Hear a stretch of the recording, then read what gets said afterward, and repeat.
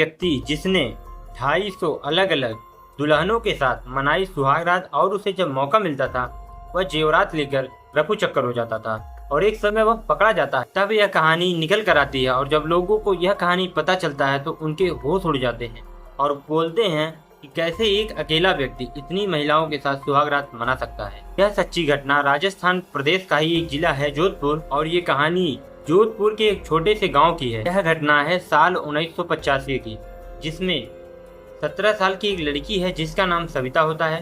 दरअसल सविता एक काल्पनिक नाम है। सविता के घर में रात के लगभग 9:30 बजे के आसपास एक वाकया था। किसी ने घर का दरवाजा खटखटाया और जैसे ही किसी ने बाहर से घर का दरवाजा खटखटाया जाता है और वहां से आवाज आता है कि मैं मनोज बाडमेर से आया हूं। और अब घर में सविता और सविता की चाची और उसकी माँ होती हैं और उसके पिताजी और बाकी आदमी जो व्यक्ति थे वह घर में नहीं थे, उसी वक्त कहीं बाहर गए थे। दरअसल जो ये बाडमेर से कोई आदमी आया है वह सरिता का पति होता है। दरअसल जो सविता होती उसकी शादी 1981 में ही हो जाती है, लेकिन उसका गौना नहीं होता क्योंकि वह नाबालिग होती है। नाबालिग में शादी हो जाती है लेकिन उनका गौना नहीं होता। गौना होने में 2 से 4 या 5 साल लग जाते हैं। लड़कियों का गौना नहीं होता तो अपने ससुराल में नहीं जाती हैं।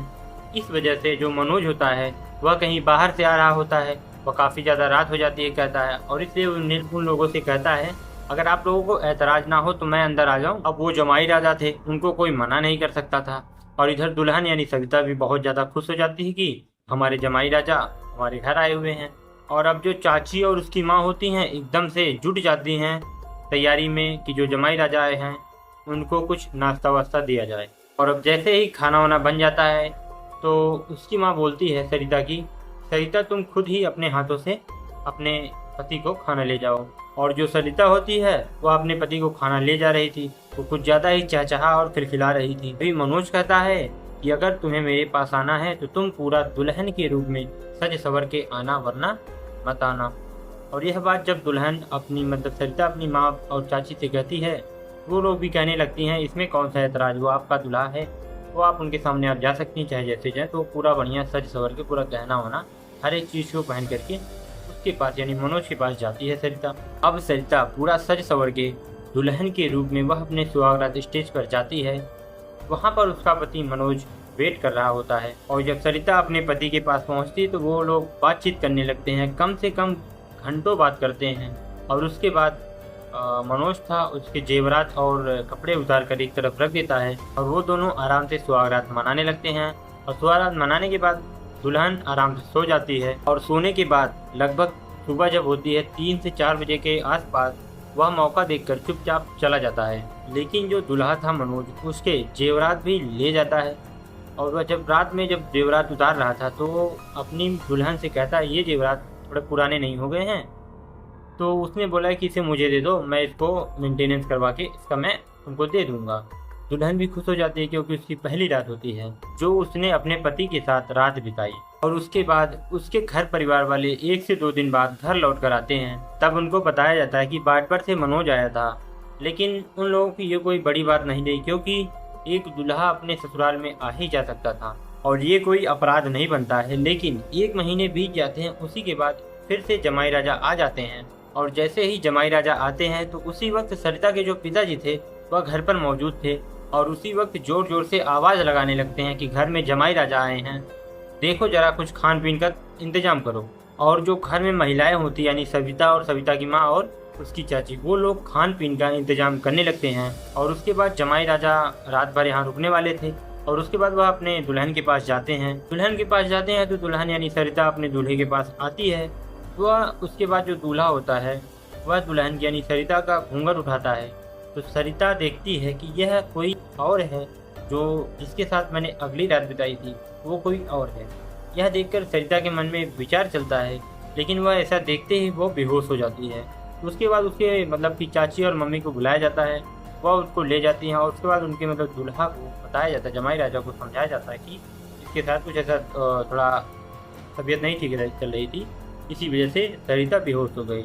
लेकिन जब बाद में सरिता बताती है अपनी मम्मी और चाची को, ये कोई और है जिसके साथ मैंने पहले ही मना लिया था, लेकिन ये कोई और है। ऐसा सुनने के बाद चाची और माँ की होश उड़ जाती हैं और वह सरिता को समझाते हैं कि आप यह बात किसी को मत बताना, वरना समाज में आपकी बेइज्जती हो जाएगी और यह लड़का जो है वो आपको लेकर नहीं जाएगा अपने घर पर। और फिर उन लोगों के मन में विचार आता है कि ऐसा कौन व्यक्ति है जो जमाई राजा बन करके आकर के हमारे घर में और हमारी ही बेटी के साथ ऐसा करके चला जाता। लेकिन उन लोगों को कुछ खास पता नहीं चल पाता, क्योंकि वो लोग अपने बातों यहीं पर दबा देते हैं, जिससे कि सबकी इज्जत बची रहे और समाज में लोगों में कोई ऐसा अफवाह ना उड़ पाए। इस वजह से उन्होंने इस बात को यहीं पर दबा देते हैं और अपने जमाई राजा से कुछ न कुछ बहाना बता देते हैं कि इस कारण हमारी जो सरिता थी वो बेहोश हो गई। फिलहाल जमाई राजा भी ज़्यादा क्वेश्चन नहीं करते हैं, उसके बाद वो भी चले जाते हैं सुबह होते ही। लेकिन ये कोई पहला मामला नहीं था, यह मामला किसी न किसी गांव में वारदात होता ही रहता है। और कोई ऐसा व्यक्ति था जो रिसर्च कर रहा था गांव-गांव जाकर के कि उस घर में कब कौन से मर्द थे या मतलब व्यक्ति हैं या नहीं। महिलाएं जो है घूंघट ढांकी रहती, इसलिए वह समझ नहीं पाती हैं। तो पुरुष रहते तो वो तो सीधा ही देख लेते थे। और ऐसे ही एक बार एक गाँव में जाता है और वह मतलब पहले से ही रिसर्च कर चुका था कि वहाँ पर सिर्फ महिलाएं ही थी, पुरुष नहीं है। और क्योंकि जानते हो राजस्थानी महिलाएं जो होती हैं वो है हमेशा घूंघट को पूरा एकदम नीचे तक यहाँ तक लगाए रखती हैं, जिस वजह से वह आदमी को पहचान नहीं पाती हैं। और जिस वजह से वह आदमी फिर गया और वह जमाई राजा बन करके उनके घर में एंट्री किया। लेकिन वहीं पर मतलब उसने ध्यान नहीं दिया, क्योंकि उस लड़की के पिताजी भी थे, घर पर थे, और उन्होंने देखा कि ये तो हमारा जमाई नहीं है।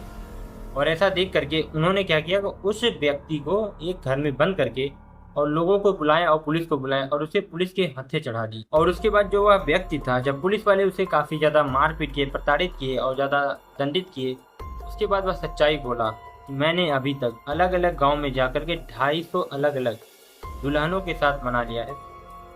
यह घटना बिल्कुल ही सत्य है। अगर मेरी वीडियो कोई राजस्थान से देख रहा है, यह घटना सत्य है या नहीं, आप लोग कमेंट बॉक्स में एक बार कह दीजिएगा, जिससे मेरे ऑडियंस को इस चीज़ को कंफर्म हो जाए, क्योंकि यह घटना बिल्कुल ही सत्य है। और ये क्या ही बताएं, हम इस घटना को सुनने के बाद अपने आप को रोक नहीं पाए बनाने के लिए, जिससे कि आजकल के लोग जो है ना रुक जाए। लेकिन अब देखें ना तो नए नए मॉडल में यही हो रहा है। जो लड़कियां हैं पार्क में ये सब मिलना जुलना, ये सब क्या ही यार क्या ही लग गया है, क्योंकि उल्टा ही विदेशी में हो रहा है इस टाइम। जैसे पुराने ज़माने में ये दूल्हा कर रहा है, वही चीज़ अब नए ज़माने में ट्रेंड चल गया है। क्या ही गेम ज़्यादा मैं उसके बारे में खुल करके नहीं बोलना चाहता हूँ। फिलहाल इस कहानी पर ही आते हैं। और जब वह पकड़ा जाता है तो उसके बाद उसके फ़ोटो खींच करके पूरे गांव में लगा दिया जाता है। लेकिन ऐसा होता नहीं, क्योंकि उस टाइम के जानते हो यार 1985 1981 में कौन सा वो है किसी के पास कैमरा, बहुत ही रेयर केस में एक कैमरा फ़ोन रहता था, जो कि बहुत ही महंगी, जो बहुत ज़्यादा पैसा देते थे, उन्हीं लोगों का फ़ोटो खींचा पाता था। इस वजह से लोग इसके बारे में कुछ ज़्यादा जाया नहीं कर पाते। जब पुलिस पकड़ी तो लोगों की जो FIR होता था, उनका FIR सिर्फ एक ही चीज़ का होता है, इसमें कोई FIR नहीं किया था कि इस व्यक्ति के साथ किसी ने रेप का ही केस लिखवाया ही नहीं, बल्कि उन्होंने लिखवाया क्या, गहने चोरी का।